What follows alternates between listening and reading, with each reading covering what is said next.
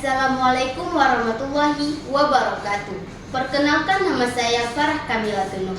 Saya adalah peserta FLS 3N dari SMA Negeri 1 Tenom. Bidang lomba kriya dengan tema pengembangan produk perhiasan atau jewelry.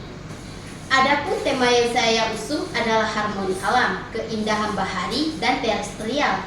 Produk kriya yang saya kreasikan adalah berupa set perhiasan kalung dan anting yang saya rangkai dengan cara memadupadankan antara cangkang kerang bermotif unik yang khas dengan mutiara air tawar yang dikombinasikan dengan manik-manik batu alam yang semakin menambah kesan natural, artistik, dan juga pastinya ramah lingkungan.